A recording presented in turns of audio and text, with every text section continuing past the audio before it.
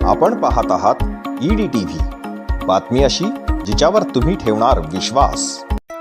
जालना शहरातील उद्योजक विनयकुमार कोठारी यांची आम आदमी पार्टीच्या महाराष्ट्र प्रदेश सचिवपदी नियुक्ती करण्यात आली आहे। राज्यसभा खासदार संजय सिंग यांच्या हस्ते त्यांना नियुक्तीचे पत्र देण्यात आले।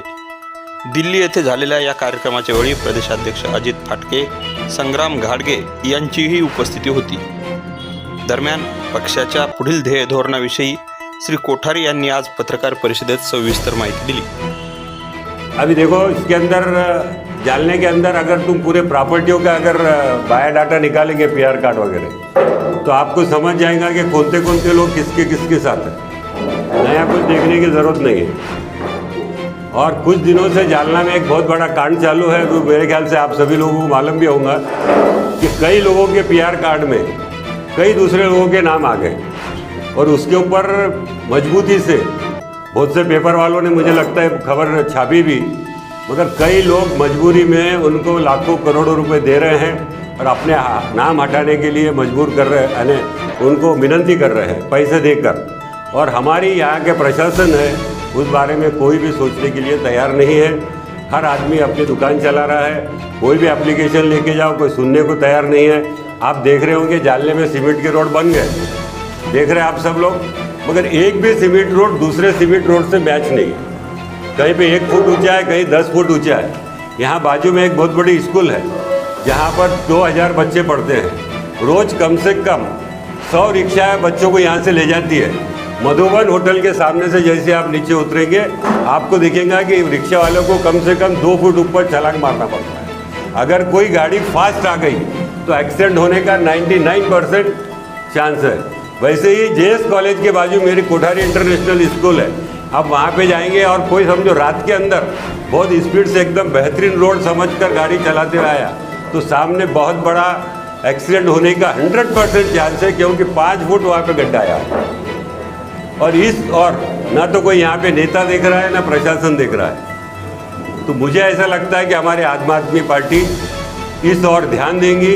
हमें बड़े राजकारण से कोई लेना देना नहीं है। हमारी पार्टी का मुख्य उद्देश्य है, सबसे बड़ा उद्देश्य जो मैंने दिल्ली में घूमकर देखा, कि हम लोगों को शिक्षा, स्वास्थ्य और लाइट, ये 3 चीज़ें देने का प्रयत्न करेंगे।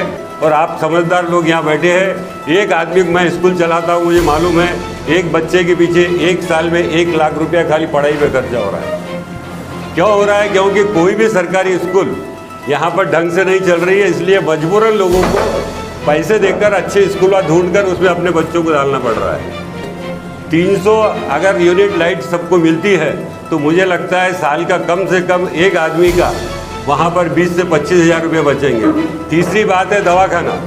अगर मोहल्ले में हर क्लिनिक हम डाल सकते हैं, और मोहल्ले में अगर क्लिनिक अगर निकलती है, तो आप देख रहे होंगे अभी डॉक्टर लोगों की जालने पोजीशन क्या है। जैसे आप छोटी सी दवाई बीमारी के लिए भी अगर चले जाते हैं तो आपको वहाँ पे एक बड़ा शीशा लगाकर ऊपर लटका दिया जाता है, और कई नमूने के टेस्ट लेकर आपसे हज़ारों रुपए निकाल लिए जाते हैं। अगर ये 3 चीज़ आम आदमी पार्टी जनता के लिए अगर प्रेजेंट करती है, तो मुझे लगता है कि हर एक घर का, जालना शहर का नहीं, पूरे महाराष्ट्र में कम से कम 2 से 2.5 लाख रुपए उसके बचेंगे। और ये बचा रहे, हम कोई 15,000 20,000 देने की बात नहीं कर रहे हैं। हम सुविधाएं इतनी अच्छी देंगे कि आपके पास 2 लाख से 3 लाख रुपए हर साल आपको बच जाएंगे। किसी से भीख मांगने की ज़रूरत नहीं है, किसी के सामने मजबूर होने की ज़रूरत नहीं है, किसी के बैंक में जाकर नंबर लगाने की आपको ज़रूरत नहीं है। आपका पैसा आपको सुरक्षित मिलेगा। मैं दिल्ली में गया था और मुझे ऐसा लगता है कि हमारे वरिष्ठ पत्रकार, कल इन्होंने बहुत अच्छी बात बोली कि मैं वहाँ के बच्चों से जब मिला तो मुझे वो बच्चों के अंदर हमारे स्कूल, इंग्लिश स्कूल के बच्चों से भी अच्छे बच्चे लगे, और वो बच्चे वहाँ के सरकारी स्कूल के थे। यही बात हम महाराष्ट्र में करना चाहते हैं, और मुझे आशा है यहाँ की जनता हमको साथ देंगी। अभी हम बहुत देर से जागे हैं, मगर मुझे ऐसा लगता है आने वाले कुछ वर्षों में पूरे महाराष्ट्र में हमारी पार्टी बहुत अच्छा काम करेगी और आगे बढ़ेगी। राजकारण में आने के बाद लोग ये बोलेंगे कि मैं राजकारण नहीं कर रहा हूँ। राजकारण में आदमी आता ही इसलिए कि समाज का कुछ सेवा की जाए, और समाज की सेवा करने के लिए सत्ता बहुत ज़रूरी होती है।